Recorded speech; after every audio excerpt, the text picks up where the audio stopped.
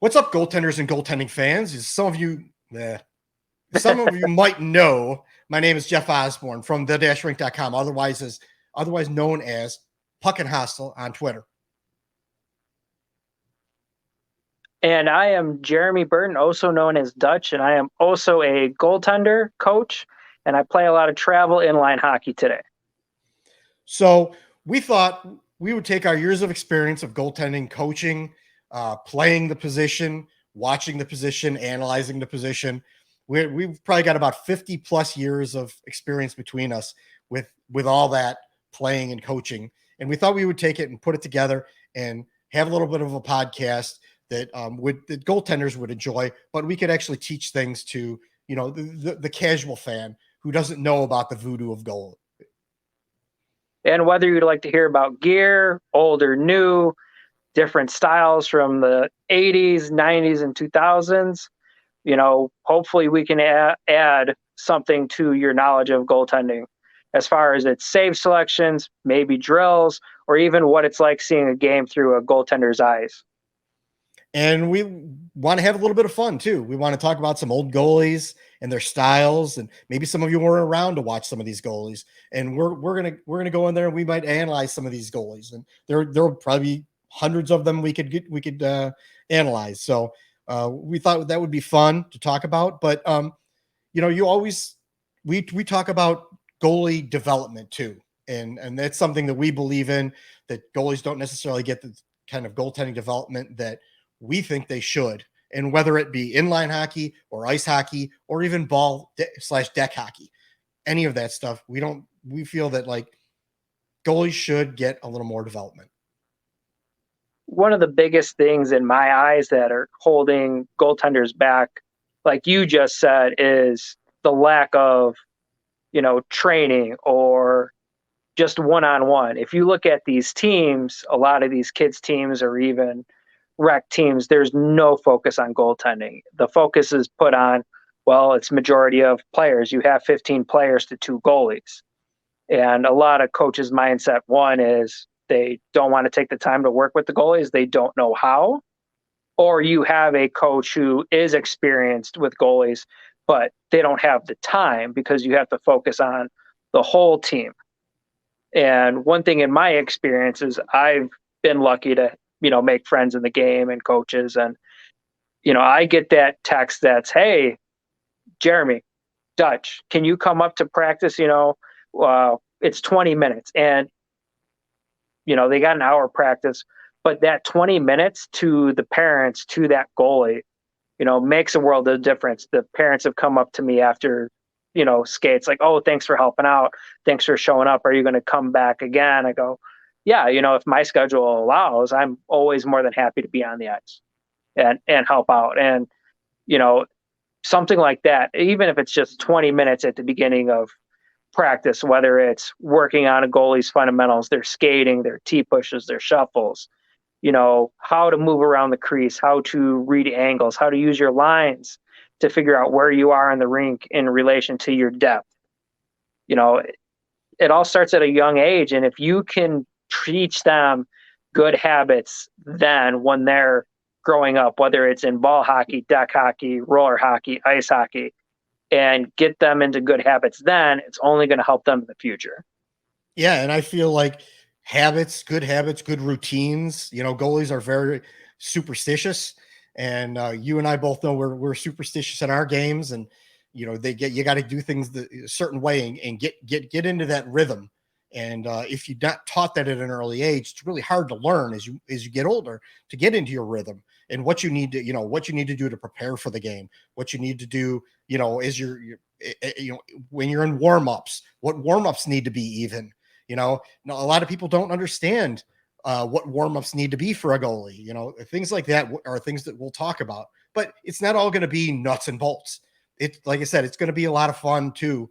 We'll talk about, hopefully we're going to talk with goalies, other goalies, and, opinions, but we could break down games. Maybe someone thinks that, a soft goal was given up in the previous, Stanley Cup game. And we could break it down and say, yeah, maybe we think it is, it is a soft goal, Or maybe we could give you another perspective on things and say, you know, hey, there was a lot of legs in front. It was redirected. The goalie was thinking this was going to happen. This is what was going on in his head at that time. And that's a lot of things that people don't, the general fan doesn't necessarily take into account. It just looks like a soft goal because it, you know, it rainbowed into the net, or it did something silly or crazy or whatever. But there's a lot of other aspects to a goal being given up, and you know, and we plan to analyze a lot of that. So that's kind of what I think we really want to bring in here. We want to open people's eyes. And like I said earlier, the voodoo of goaltending, that people quote unquote call it voodoo, but I don't necessarily think it's necessarily voodoo. I think preparation and the proper, you know, being taught the proper techniques and things of that sort, take the voodoo out of it. It's just about being disciplined. Well, I definitely think you touched on a really good point there, is what is an actual bad goal? Now, let's go back to the Stanley Cup playoffs. And there's one goal in particular that I believe it was Mike Smith of the Oilers let up. And that was that rainbow shot from, I think, their other team's blue line, where he just put it up. And was it a bad goal? Yes, it shouldn't have gone in. But let's take a look at it. The Oilers were wearing their dark jerseys. The puck was up above in the glass at his sights. You know, it's easy to lose that black puck once you get it off that white surface.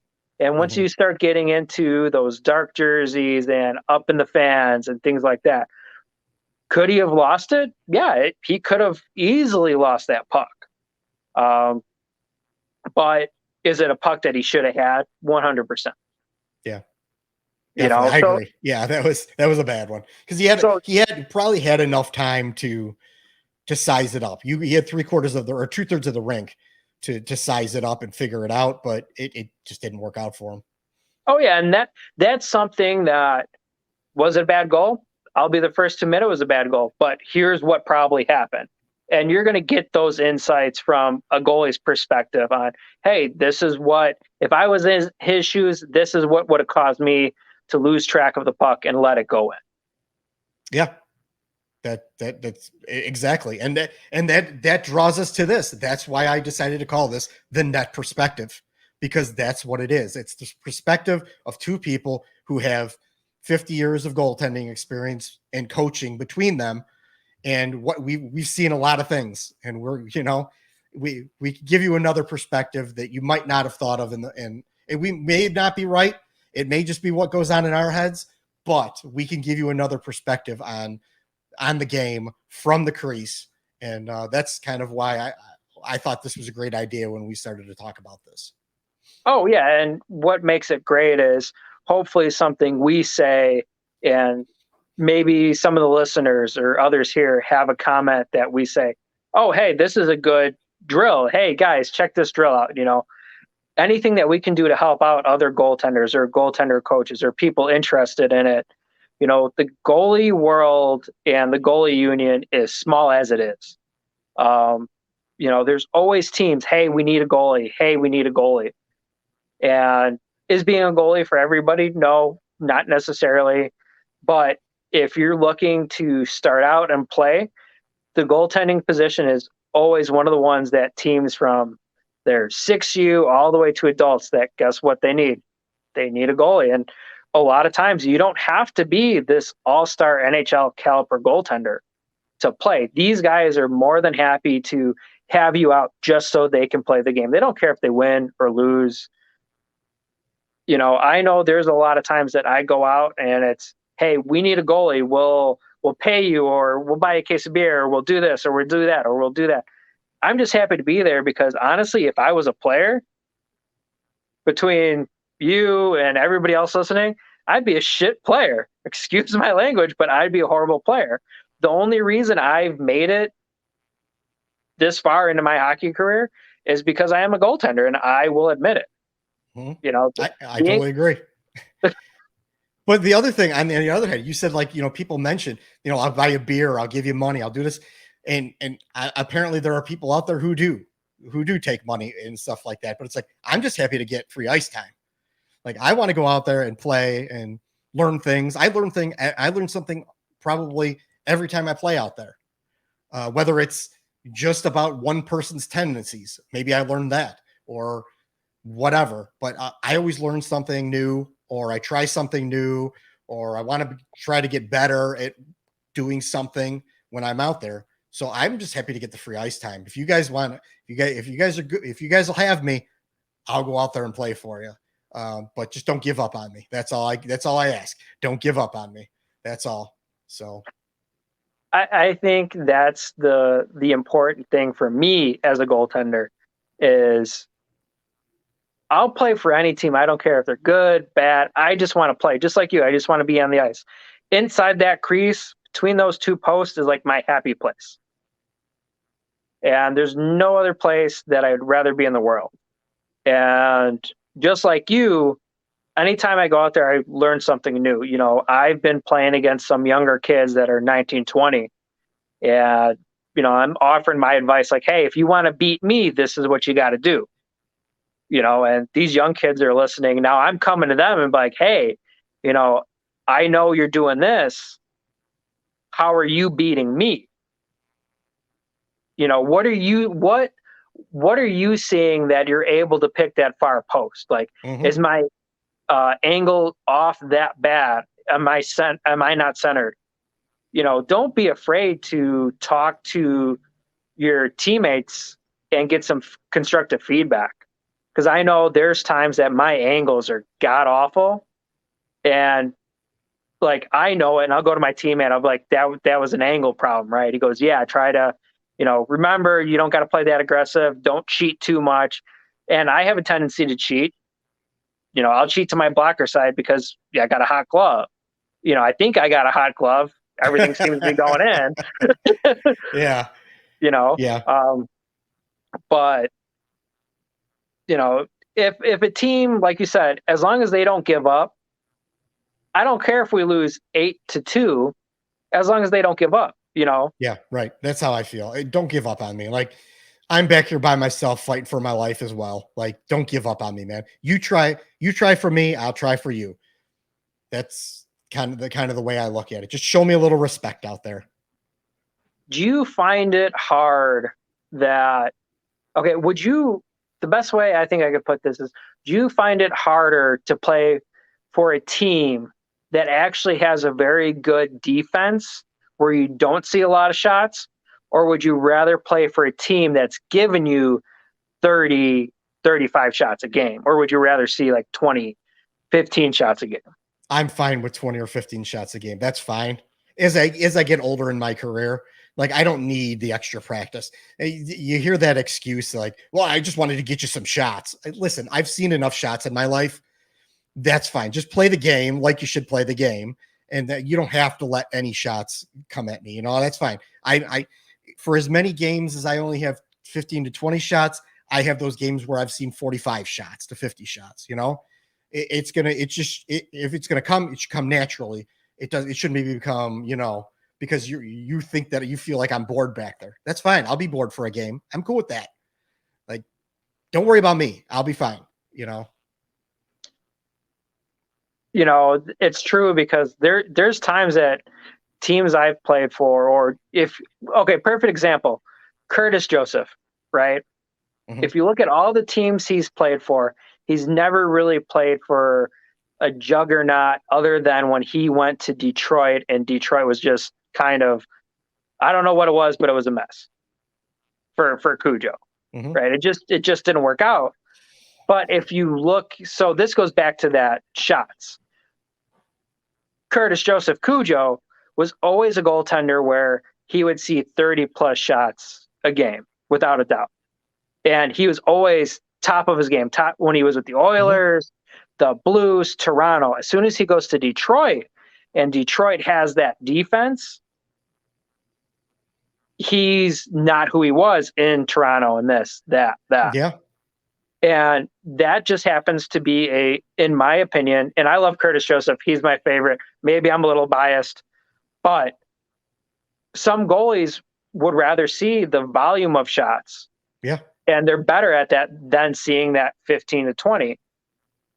Yeah, definitely. Yeah, the goalies out there that they can't go 5 minutes without seeing a shot because they start getting cold, whatever. They start thinking in their head, start getting, distracted or whatever because the puck's down the other end of the ice and, you're down there in your crease by yourself. Some people can handle that. Some people can't. There's a lot of, and if you look at goalies too, you can tell the ones that are really focused or the ones that are trying to keep themselves occupied. Mm-hmm.